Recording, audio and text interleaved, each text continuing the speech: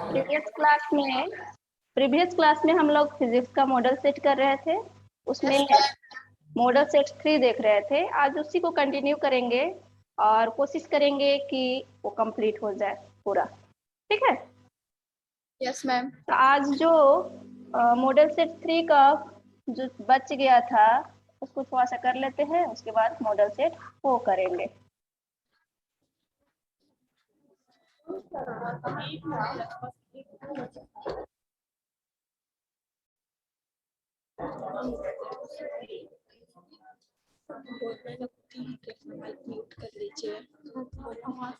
इसमें हम लोग का हो गया था निकट दृष्टि दोष को किस लेंस द्वारा ठीक किया जा सकता है, इसका हम लोग देख लिए थे। नेक्स्ट क्वेश्चन था सामान्य नेत्र के लिए दूर बिंदु क्या है? अनंत। अनंत है। और निकट बिंदु 25 सेंटीमीटर। ठीक है, तो दोनों में से किसी में पूछेगा कि निकट बिंदु सामान्य नेत्र के लिए निकट बिंदु क्या है, तो निकट बिंदु जो है वो 25 सेंटीमीटर है। Yes ma'am. निकट बिंदु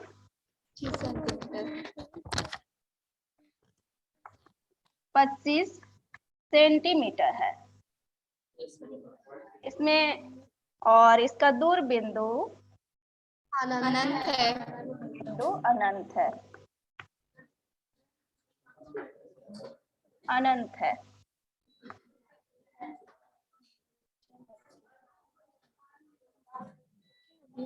नेक्स्ट क्वेश्चन इसका देखते हैं। क्वेश्चन है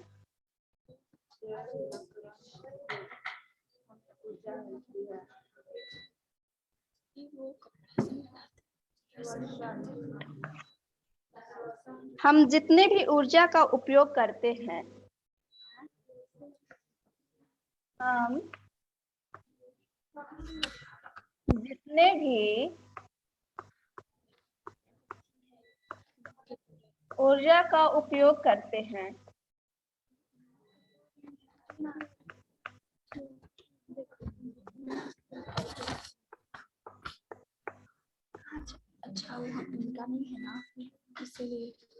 उनमें से अधिकांश पर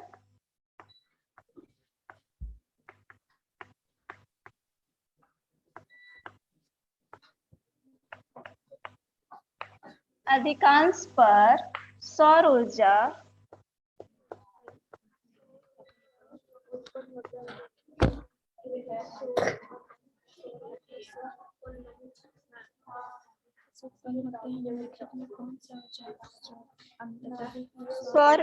से उत्पन्न होते हैं।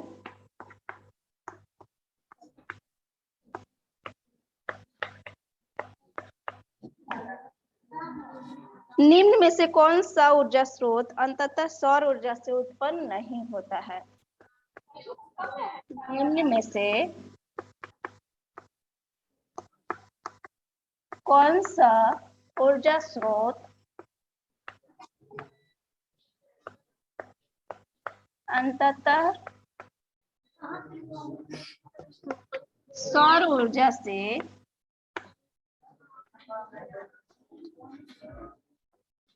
उत्पन्न नहीं होता?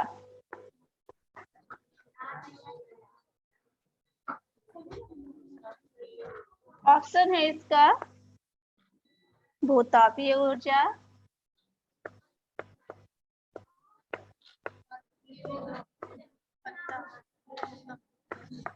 बी है नाभिकीय ऊर्जा,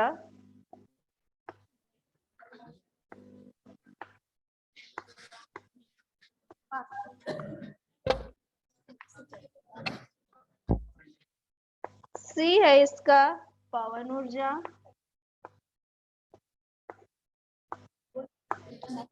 और डी है जय मात्रा।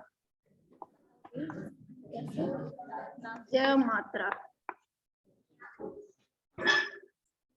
क्वेश्चन है हम जितने भी ऊर्जा का उपयोग करते हैं उनमें से अधिकांश पर सौर ऊर्जा से उत्पन्न होते हैं। निम्न में से कौन सा अंततः सौर ऊर्जा से उत्पन्न नहीं होता? ऑप्शन है भूतापीय ऊर्जा, नाभिकीय ऊर्जा, सी है पवन ऊर्जा और डी है जैव मात्रा। ऊर्जा बी जैव मात्रा में ठीक है, सही है, इसका ऑप्शन बी सही है।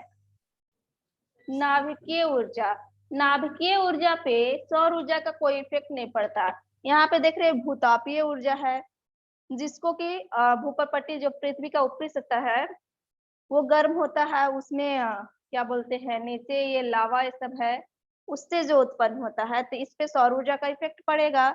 पवन ऊर्जा है, इसमें भी एटमॉस्फेयर का जो ये है दाब है उसमें अंतर के कारण ये पवन ऊर्जा उत्पन्न होगा। इस पे भी सौर ऊर्जा मतलब कि सनलाइट का इफेक्ट इस पे भी पड़ता है, जैव मात्रा पे भी पड़ता है। ठीक है, लेकिन एक नाभिकीय ऊर्जा है जिसपे सौर ऊर्जा का कोई इफेक्ट नहीं होता है, तो इसका ऑप्शन बी सही होगा, नाभिकीय ऊर्जा। ठीक है, यस मैम। नेक्स्ट क्वेश्चन है,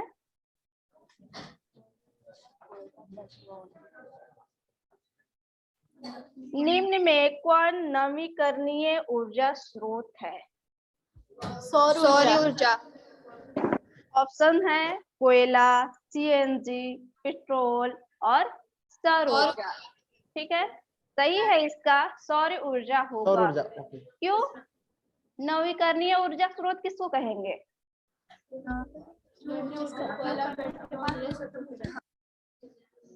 नवीकरणीय ऊर्जा स्रोत जिसका उपयोग करने के बाद भी वो खत्म ना हो। ठीक है, इनसे तैयार हो जाता है वो। ठीक है, ऐसा ऊर्जा स्रोत जो बहुत मतलब जल्दी खत्म ना हो।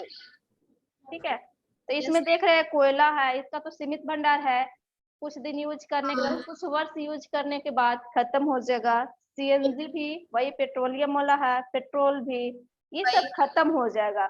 लेकिन सौर ऊर्जा जो है वो कभी खत्म नहीं होगा।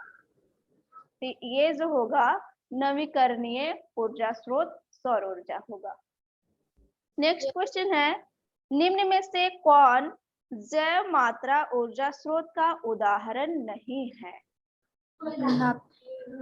जैव मात्रा ऊर्जा स्रोत का उदाहरण नहीं है। ऊर्जा ऑप्शन है इसका लकड़ी, गोबर गैस, नाभिकीय ऊर्जा और कोयला। नाभिकीय ऊर्जा नाभिकीय ऊर्जा सही है, क्योंकि हम देखते हैं लकड़ी जैव मात्रा का ही ये है, गोबर गैस भी और कोयला भी एक नाभिकीय ऊर्जा है जो जैव मात्रा का नहीं है। नहीं है। तो ये यहाँ तक था मॉडल सेट 3। अब हम लोग मॉडल सेट 4 करेंगे।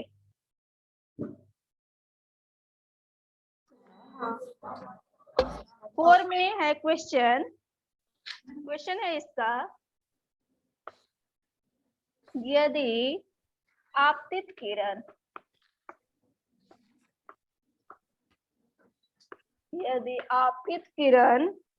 बराबर होता है 90 डिग्री होगा।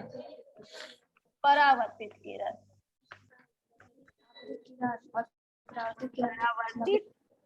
परावर्तन कोण क्या होगा? किरण के बीच होगा 90 डिग्री का कोण बनता है। 90 डिग्री का 90 डिग्री कोण बनता है।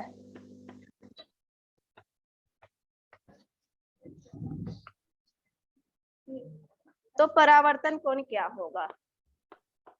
तो परावर्तन कोण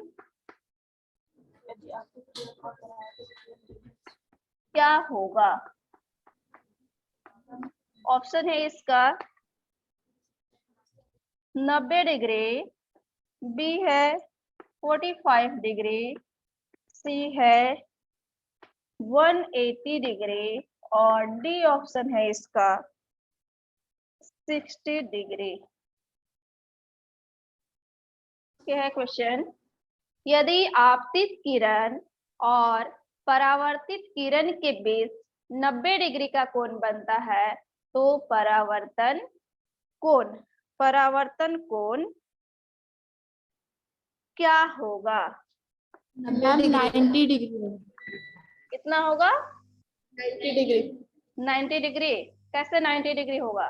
नहीं होगा, 45 डिग्री होगा। 45 होगा। क्वेश्चन समझिएगा, क्वेश्चन क्या कर रहा है, सपोज ये परावर्तक पृष्ठ है, ठीक है, ये बोल रहा है ये आपतित किरण है जो मिरर पे पड़ेगा, यहाँ से टकराने के बाद ये रिटर्न होगा ऐसे, ठीक है। तो यहाँ पे बोल रहा है और यहाँ पे हम ऐसे अविलंब खींचते हैं, इससे मैम 45 डिग्री होगा। 45 डिग्री होगा, बहुत अच्छा है, ठीक है। तो यहाँ क्वेश्चन में दिया हुआ है आपतित किरण और परावर्तित किरण के बीच 90 डिग्री का कोण बनता है। दैट मीन्स कि ये जो पूरा है ये एंगल आपतित किरण, ये आपतित किरण है, हाँ, वो 90 डिग्री का बनेगा तो बीच में 45 डिग्री का बन जाएगा। ये आपतित किरण है और ये परावर्तित किरण है, परावर्तित किरण है। इसके बीच बोल रहा है कि ये 90 डिग्री का 90 डिग्री का कोण बन रहा है, ये पूरा जो है 90 डिग्री का कोण बन रहा है। और हम लोग पढ़े हैं परावर्तन के नियम में, उसका सेकेंड रूल है कि आपतन कोण हमेशा परावर्तन कोण के बराबर होता है। इसका मतलब जो है अविलंब है, इसको बीच से काटता है, ये कोण को समद्विभाजित करता है, ठीक है। तो यहाँ पे आपतित की ये जो है आई हो जाएगा और ये आर होगा। यहाँ पे मेरा दिया हुआ है angle I plus angle R is equal to 90 degree. क्योंकि परावर्तन के नियम से दोनों इक्वल होता है तो angle R plus angle R is equal to 90 degree हो जाएगा और 2 angle R is equal to 90 degree. यहाँ से हम एंगल आर निकालेंगे तो ये हो जाएगा 90 degree divided by 2, angle R is equal to 45 degree. ये आंसर होगा। Yes ma'am. ठीक है, ये आंसर होगा। क्वेश्चन समझिएगा, इससे जस्ट प्रीवियस वाला में हम लोग किए थे कि आपतित कोण इतना है तो आपतन कोण इतना है तो परावर्तन कोण कितना होगा, तो उसमें तू कहाँ से आया मैम? आपतन कोण रहेगा हेलो उतना मैम, ही रहेगा। तू कहाँ से आया? हाँ, यहाँ पे देखिए परावर्तन के नियम में हम पढ़े हैं ना कि आपतन कोण हमेशा परावर्तन कोण के बराबर होता है। यहाँ हम लिख सकते हैं क्योंकि angle R is equal to angle I होगा, होगा। Yes ma'am. तो हम एंगल आई के प्लेस पे, क्योंकि हमको परावर्तन कोण निकालना है, इसलिए एंगल आई के प्लेस पे हम लिख दिए एंगल आर, क्योंकि दोनों इक्वल होता है तो इसके बदला हम ये लिख दिए। और angle R plus angle R है, 1 यहाँ 1 यहाँ, तो 1 1 2 हो जाएगा, एंगल आर। ठीक है, 2 एंगल आर हो गया इज ठीक इक्वल है। To 90 degree. यहाँ से ये 45 डिग्री निकल गया। क्वेश्चन देखिएगा, यदि रहता है आपतन कोण दिया हुआ परावर्तन निकालना है, या फिर परावर्तन कोण दिया हुआ है और आपतन कोण निकालना है, तो जितना आपतन रहेगा उतना ही परावर्तन रहेगा, वो इक्वल रहेगा। यहाँ पे थोड़ा सा क्वेश्चन को चेंज किया है, ये दोनों के बीच एंगल दिया हुआ था, आपतित किरण और परावर्तित किरण के बीच एंगल ये दिया हुआ था 90 डिग्री और हमको निकालना था परावर्तन कोण। इसका सेकंड रूल से हो जाएगा। नेक्स्ट क्वेश्चन इसका देखते हैं।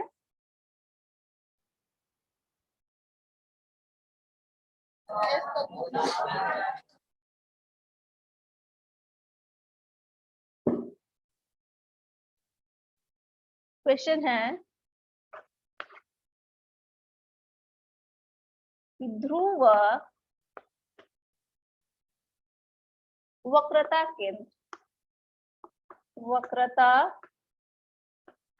केंद्र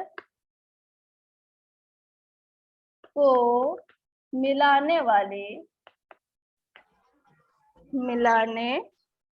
वाले रेखा को क्या कहते हैं? रेखा प्रधान अक्ष। को क्या कहते हैं?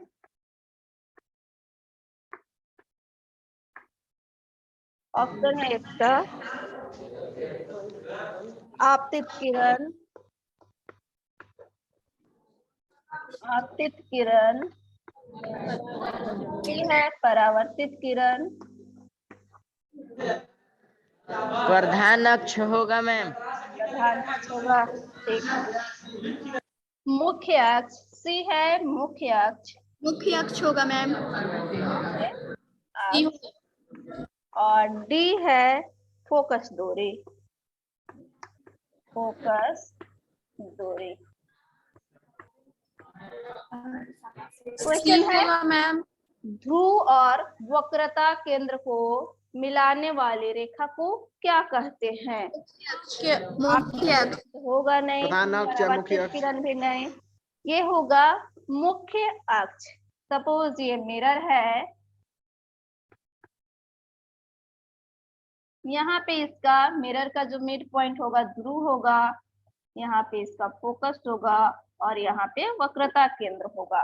ठीक है, ये वक्रता केंद्र है, ये फोकस है और ये ध्रुव है। क्वेश्चन है ध्रुव व वक्रता केंद्र को मिलाने वाली रेखा को क्या कहते हैं? तो इस रेखा को क्या बोलते हैं? मुख्य अक्ष। ये हो जाएगा मुख्य अक्ष। प्रधान अक्ष भी बोलते हैं मैम। हाँ, प्रधान अक्ष भी बोल सकते हैं, तो ऑप्शन में जो होगा दोनों बोल सकते हैं, मुख्य अक्ष या फिर प्रधान अक्ष। नेक्स्ट क्वेश्चन है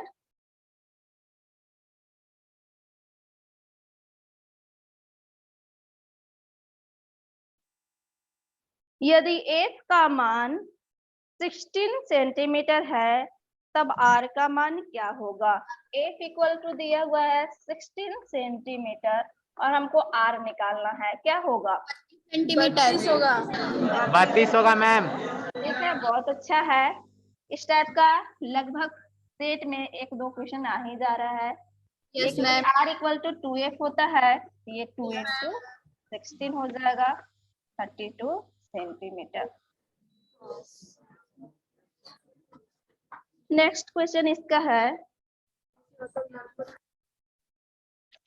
किसी अवतल दर्पण में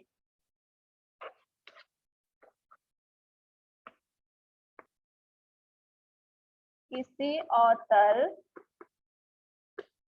दर्पण में वस्तु कहाँ रखा गया है?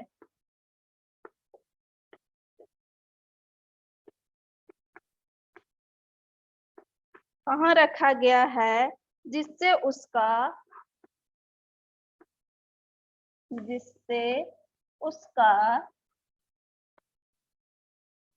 सीधा और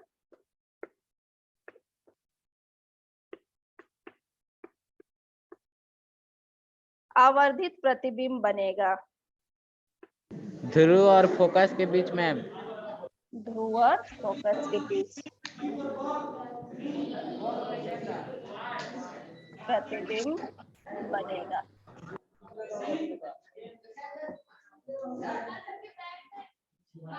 क्वेश्चन है इसका, ऑप्शन है ए ध्रुव, बी है फोकस, ध्रुव और फोकस के बीच होगा मैम। सी है मैम वक्रता केंद्र और डी है ध्रुव व फोकस के बीच। ध्रुव और फोकस के बीच मैम। एक है ध्रुव व फोकस के बीच।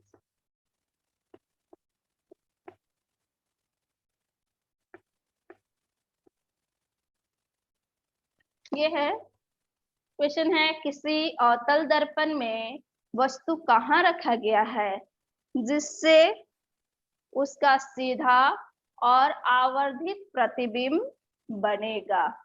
कल भी हम लोग इस टाइप का क्वेश्चन किए थे। तो ये अवतल दर्पण का 6 केस है जिसमें हम वस्तु को, एक ही केस है जिसमें वस्तु का जो प्रतिबिंब होता है वो सीधा बनता है। ठीक है, अब आखिरी बनता है जब हम वस्तु को ध्रुव व फोकस के बीच रखते हैं। सपोज ये है अवतल दर्पण ये है, यहाँ पे इसका ध्रुव हो गया, ये फोकस है और ये इसका वक्रता केंद्र है। वस्तु को यदि हम यहाँ फोकस है, ये ध्रुव है, यहाँ पे रखेंगे तब इसका जो प्रतिबिंब होगा वो क्या बनेगा, सीधा आवर्धित। एक हम ऐसे दे देंगे, ठीक है, यहाँ पे रखेंगे तब इसका प्रतिबिंब जो है सीधा और आवर्धित बनेगा।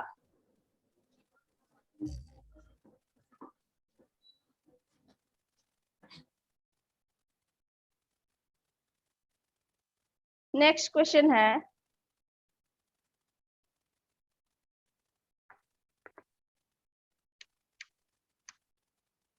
उत्तल दर्पण का प्रयोग निम्न में किस वस्तु में किया जाता है? साइड मिरर में। साइड मिरर में हम लोग पढ़ चुके मिरर में हैं। मैम। क्यों किया जाता है ये भी देख लिए हैं, ठीक है। नेक्स्ट क्वेश्चन है, जल में सिक्का डालने पर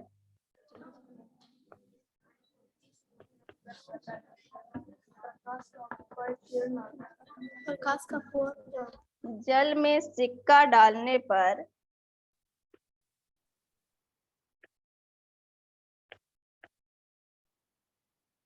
वह अपने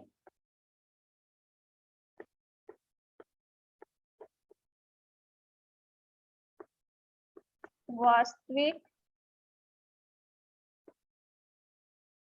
स्थिति से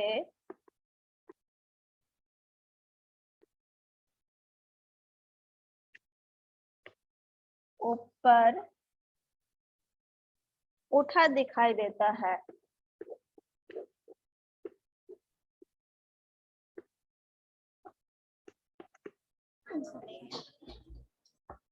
वह प्रकाश के किस घटना को दर्शाता है? प्रकाश का अपवर्तन। प्रकाश के किस घटना को दर्शाता है?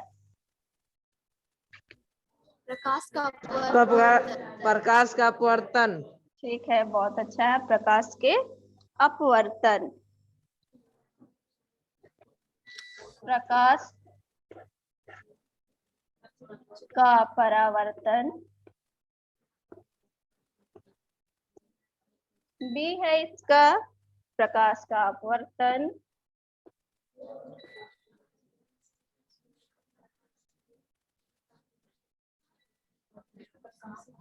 सी है इसका, प्रकाश का प्रकीर्णन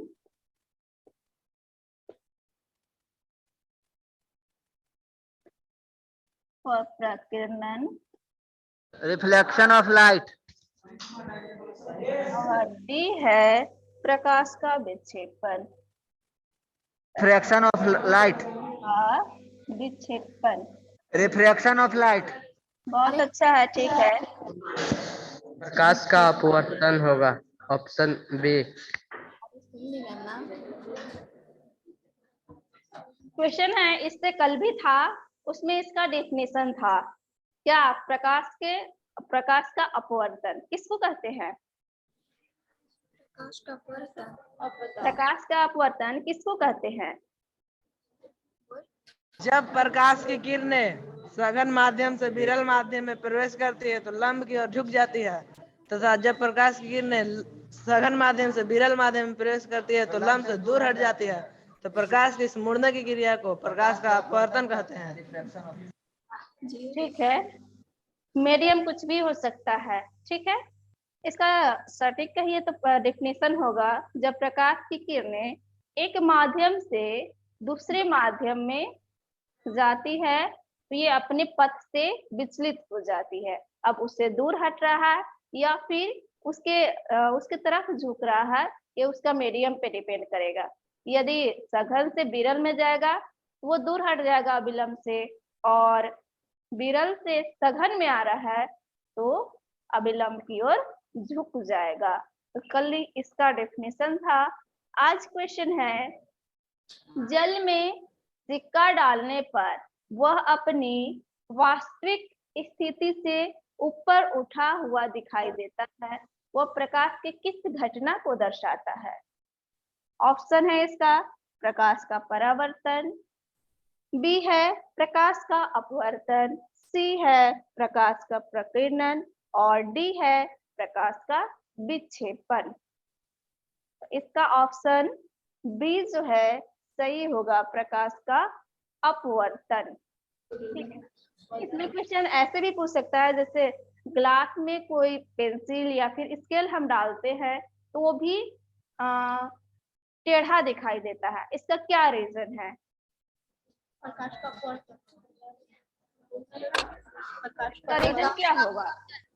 प्रकाश का एक्चुअल में पेंसिल हो गया या फिर स्केल है वो सीधा रहता है, लेकिन वो जो ग्लास है या बॉटल है वो क्लियर दिखना चाहिए, उसमें वो झुका हुआ दिखता है, टेढ़ा दिखता है। तो इसका रीजन भी है प्रकाश का अपवर्तन। या फिर हो सकता है कि तारे क्यों टिमटिमाते हैं, प्रकाश का अपवर्तन के कारण। इसका भी रीजन होगा प्रकाश के अपवर्तन के कारण। नेक्स्ट क्वेश्चन देखते हैं।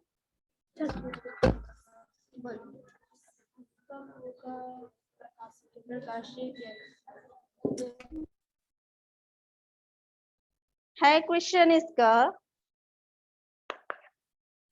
लेंस के किस बिंदु पर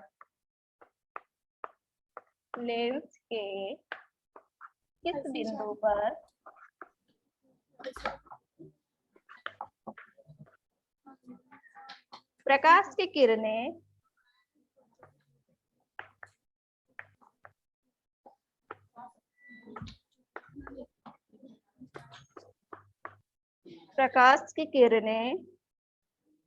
अपने मुख्य पथ से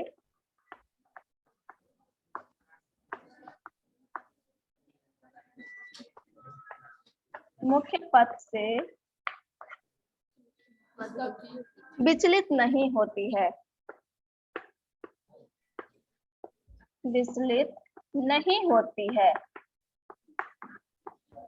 प्रकाशिक केंद्र। प्रकाशिक केंद्र, ठीक है, बहुत अच्छा है। ऑप्शन है फोकस, बी है इसका प्रकाशिक केंद्र,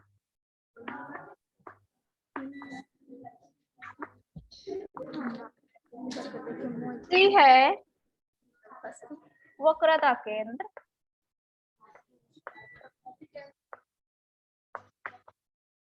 और डी है इसका ध्रुव। डी जो है ध्रुव है। यहाँ पे देखिए लेंस दिया हुआ क्वेश्चन है, लेंस के किस बिंदु पर प्रकाश की किरणें अपने मुख्य पथ से विचलित नहीं होती है? ऑप्शन है प्रकाशिक फोकस, बी है प्रकाशिक केंद्र, सी वक्रता केंद्र और डी है ध्रुव। क्या होगा इसका? ऑप्शन बी प्रकाशिक केंद्र होगा। बी होगा प्रकाशिक केंद्र, ये होगा। सपोज ये है, कौन सा है लेंस? उत्तल लेंस। उत्तल लेंस है, यहाँ पे इसका प्रकाशिक केंद्र होगा। यदि यहाँ से क्या बोलते हैं, कोई किरण इससे होके जा रहा है तो यहाँ से ये डेविएट नहीं होगा, ऐसे ही ये क्रॉस कर जाएगा। और वैसे ही बताइए दर्पण में कहाँ से जो है किरण जाएगा तो वो उसी माध्यम में वापस लौटता है। दर्पण में फोकस से उसी में ये हो जाएगा। नहीं, ध्रुव से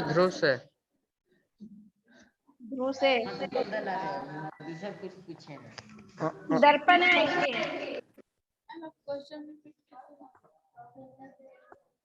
यहाँ फोकस है, ये वक्रता केंद्र है, ठीक है। किरणें जो है कहाँ से होकर जाता है कि उसका वो डेविएट नहीं होता है, वो डेविएट नहीं होता, अपने पथ से विचलित नहीं होता है।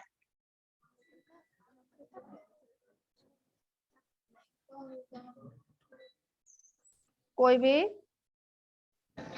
फोकस से फोकस से होकर जाएगा तो मुख्य अक्ष के समानांतर हो जाएगा ना। वक्रता केंद्र में असीम माध्यम से होगा काम है। क्या होगा? असीम माध्यम ये वक्रता केंद्र से होगा ना। यस तो मैम। इसमें 3 रूल पड़े हैं ना। एक जो होता है समानांतर देंगे तो ये फोकस से होकर लौट जाएगा, यस यस यस या फिर फोकस से देते हैं तो ये समानांतर हो जाता है। एक है वक्रता केंद्र से, इससे होकर यदि जाता है तो ये इसी माध्यम पे वापस लौटेगा। ठीक है, तो यहाँ लेंस था, दर्पण जब होगा तो इसका आंसर वक्रता केंद्र होगा। नेक्स्ट क्वेश्चन है,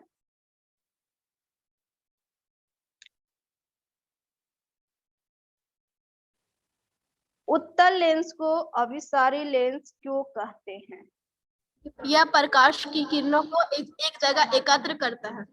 प्रकाश की किरणों को एक जगह एकत्रित करता है। ठीक है, बहुत अच्छा है। उत्तल लेंस को हम अभिसारी लेंस भी कहते हैं क्योंकि ये प्रकाश की किरणों को एक जगह एकत्र करता है। वैसे ही अवतल लेंस को क्या बोलते हैं? अवतल लेंस का और क्या सारी लेंस सारी लेंस क्यों? क्योंकि यह प्रकाश की ये किरणों को प्रकाश की किरणें खींचती है। अपसारी लेंस, ठीक है, ये प्रकाश की किरणों को क्या करता है? फैलाता पता है। है फैलाता है। इसको माइंड में रखिएगा। अवतल लेंस को अपसारी लेंस बोलते हैं क्योंकि ये प्रकाश की अवतल। किरणों को फैला देता है, और उत्तल लेंस को अभिसारी लेंस कहते हैं क्योंकि ये प्रकाश की किरणों को एक जगह एकत्र करता है। नेक्स्ट क्वेश्चन है,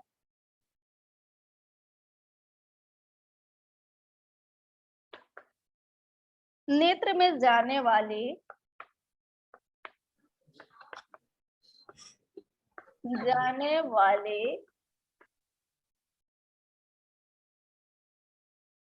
प्रकाश की मात्रा को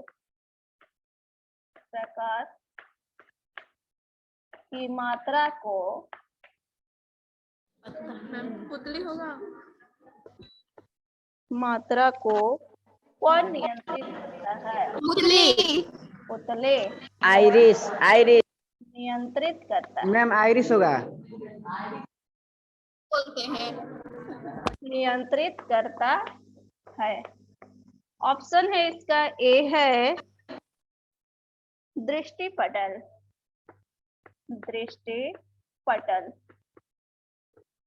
बी है स्वच्छमंडल,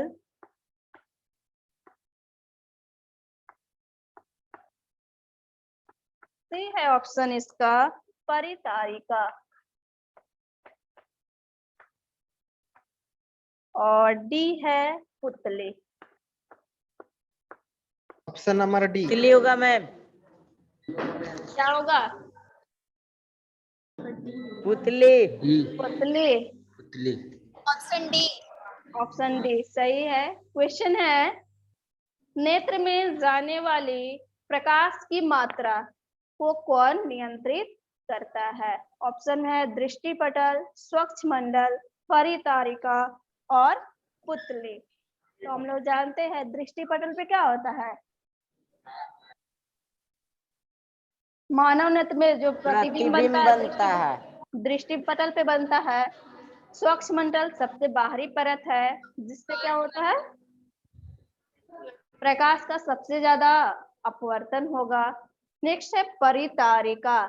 परितारिका के कारण आंख का कलर डिसाइड होता है कि कैसा होगा, और ये जो है परितारिका, ये पुतली के साइज को नियंत्रित करता है।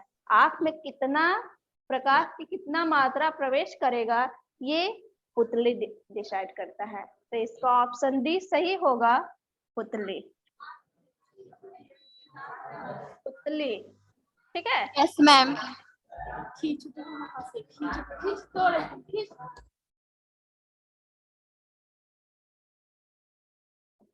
कॉपी हम लोग बोलेंगे। नेक्स्ट है क्वेश्चन, सामान्य नेत्र का निकट बिंदु क्या 25 होता है? 25 सेंटीमीटर। 25 सेंटीमीटर। 25 सेंटीमीटर। ठीक है, अभी जस्ट दूर बिंदु आया था और ये निकट बिंदु है, तो इसमें ध्यान से देखिएगा, 25 मीटर भी है, 25 सेंटीमीटर भी है। क्या होगा? 25 सेंटीमीटर। सेंटीमीटर। 25 सेंटीमीटर। ठीक है, नेक्स्ट क्वेश्चन इसका है, मानव नेत्र में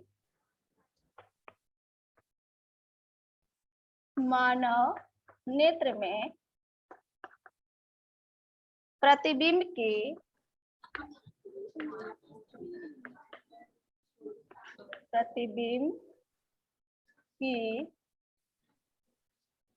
प्रकृति क्या होती है? उल्टा। वास्तविक तथा उल्टा। क्या होती है? Real and opposite. इसका है सीधा आभासी,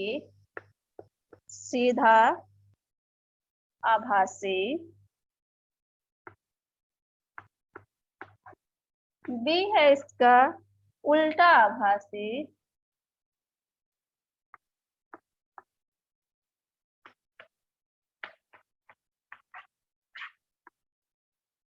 सी ऑप्शन है सीधा वास्तविक,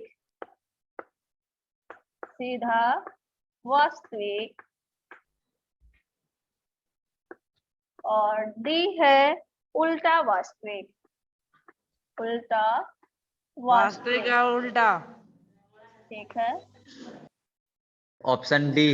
ऑप्शन डी सही है। मानव नेत्र में प्रतिबिंब जो है हमेशा उल्टा और वास्तविक बनता है। दैट मीन्स वास्तविक बनता है और वास्तविक रहेगा तो उल्टा रहेगा। इसको रियल और इन्वर्टेड बोलेंगे। Real and opposite ma'am. Opposite नहीं बोलेंगे, इन्वर्टेड बोलेंगे। तो ये हो गया। अच्छा, हम लोग के आंख में जो है उल्टा और वास्तविक बनता है, लेकिन किसी भी चीज को हम लोग उल्टा देखते हैं? हम लोग को उल्टा दिखाई देता है? सीधा इसलिए दिखता है कि कोई प्रतिबिंब दृष्टि पटल पर सीधा बनता है। दृष्टि पटल पर सीधा बनता है। हम लोग को उल्टा बनता है। हम लोग पढ़े हैं कि जो मानव नेत्र में प्रतिबिंब बनता है दृष्टि पटल पे बनता है, और दृष्टि पटल पे कैसा बनता है? उल्टा तथा वास्तविक बनता है। फिर हम लोग को कोई भी चीज उल्टा क्यों नहीं दिखाई देता है? जैसा है वैसा ही क्यों दिखाई देता है? तो दृष्टि पटल के पीछे एक पर्दा रहता है, उसी पे प्रतिबिंब बनता है। उसपे प्रतिबिंब बनता है। इसका रीजन होगा हम लोग का जो माइंड है, आई में हम लोग पढ़े हैं, यहाँ से जो है ऑप्टिकल नर्व जाता है ना, दृक् तंत्रिका। जैसे ये आई है,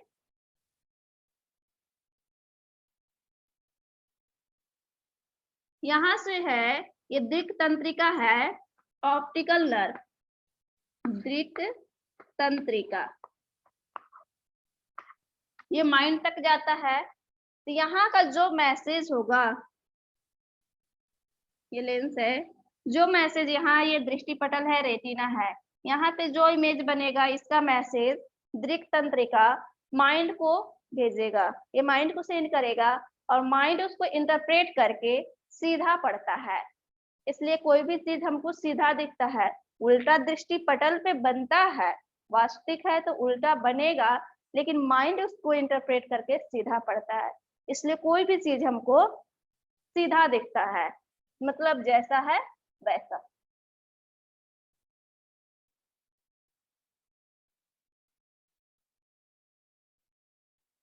नेक्स्ट क्वेश्चन, जरा दूरदृष्टिता, जरा दूरदृष्टिता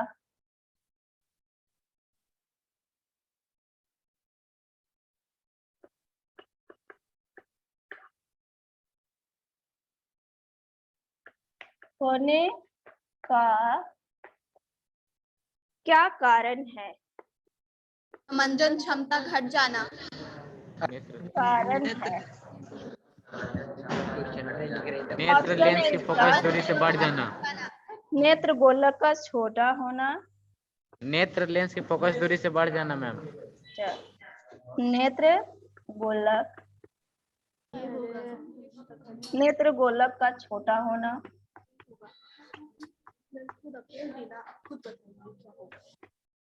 बी है इसका नेत्र लेंस की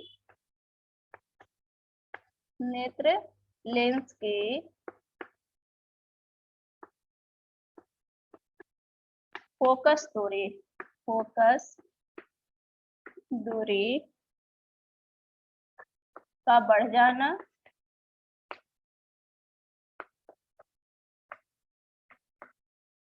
सी है समंजन। डी ऑप्शन है इसका समंजन क्षमता का घट जाना। ऑप्शन डी होगा मैम। समंजन क्षमता नेत्र लेंस की लचक कम हो जाने के कारण होता है मैम। ये है इसका। और एक और ऑप्शन है। क्वेश्चन है जरा दूरदृष्टिता होने का कारण क्या है? समंजन ऑप्शन क्षमता। मैम नेत्र लेंस की लचक कम हो जाना। नेत्र लेंस का लचक कम हो जाना। तो इसमें देखिए इसका ऑप्शन डी सही होगा समंजन क्षमता घट जाना। समंजन क्षमता का घट जाना। ठीक है, जैसे जैसे एज होता है आई लेंस जो है अपना जो समंजन क्षमता है, समंजन क्षमता क्या है? आई लेंस जो है फोकस दूरी को अपने अकॉर्डिंग एडजस्ट कर लेता है, समायोजित कर लेता है।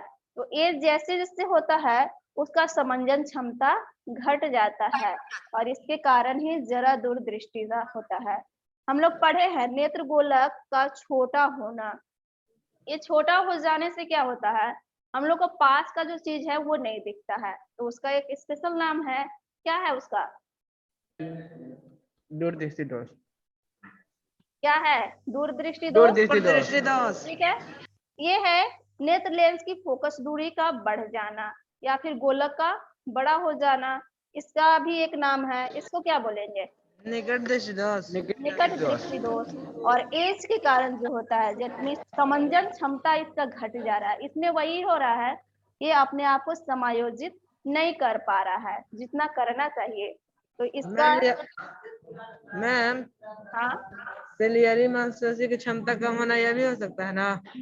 उसी के कारण तो ये होता है समंजन क्षमता घट जाना ही होगा। ठीक है, उसी के कारण होता है। सिलियरी जो मसल्स है वो ठीक से कार्य नहीं कर पाता है, एज होने के बाद ठीक से कार्य नहीं कर पाता है। तो उसके कारण इसका क्या हो जाएगा? समंजन क्षमता घट जाएगा। ना तो ये ज्यादा दूर के वस्तु को देख पाएगा और ना ही ज्यादा नजदीक के वस्तु को देख पाएगा।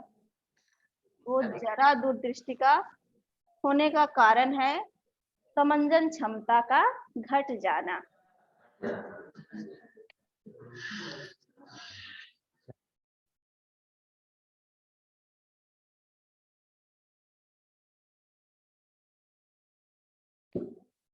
नेक्स्ट क्वेश्चन है अभिनेत्र लेंस की क्षमता जिसके कारण वह अपने फोकस दूरी को समायोजित कर लेता है। क्या कहलाता है?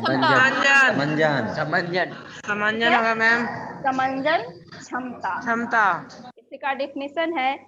इसका बी था नेत्र दोष, परावर्तन, अपवर्तन, ये सब तो नहीं होगा।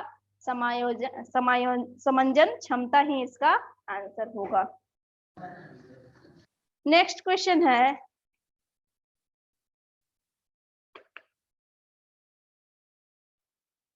जल विद्युत संयंत्र के लिए। जल विद्युत संयंत्र के लिए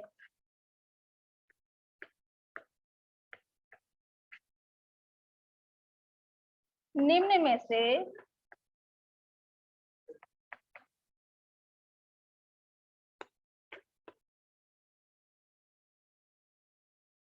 कौन कथन सत्य है? कौन कथन सत्य है, सत्य है। ऑप्शन है ए है इसका, यह अनवीकरणीय ऊर्जा स्रोत है। यह अनवीकरणीय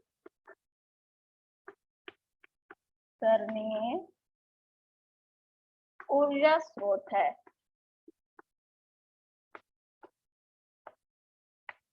बी है, इसमें जीवाश्म ईंधन का उपयोग होता है। इसमें जीवाश्म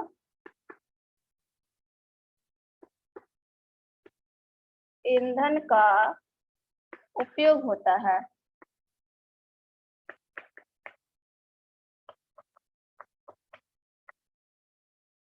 सी है इसका, इस संयंत्र के निर्माण से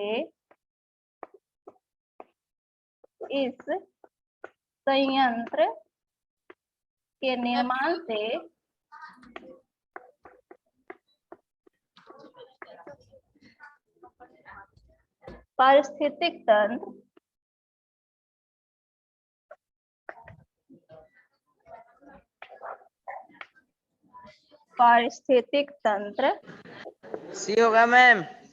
नष्ट हो जाता है। Option C. संयंत्र के निर्माण से पारिस्थितिक नष्ट हो जाता है। और डी है, इसमें गोबर का उपयोग किया जाता है। इसमें गोबर का उपयोग किया जाता है।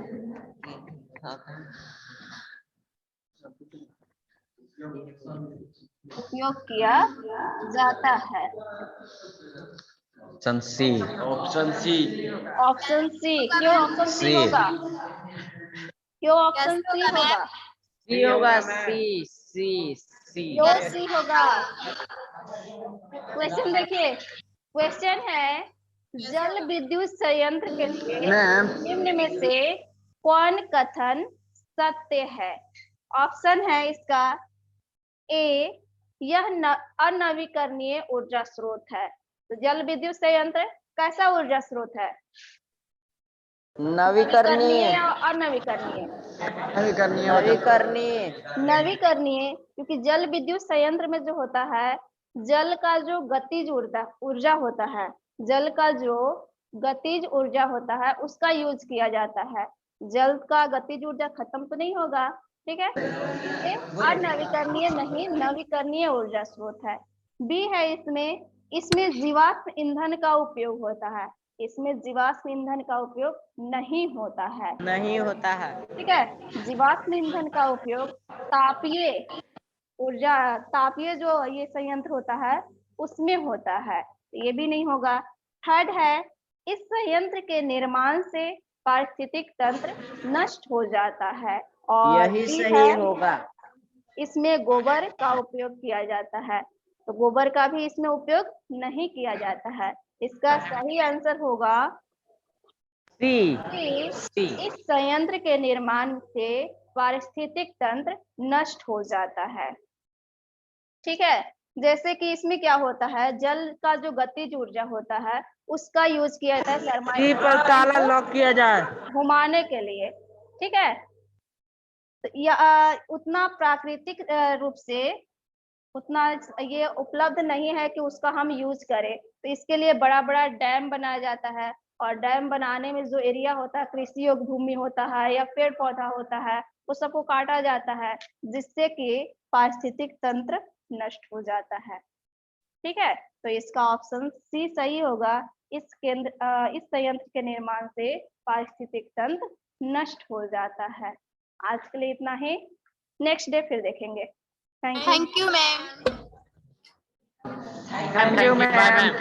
Thank you ma'am. Thank you.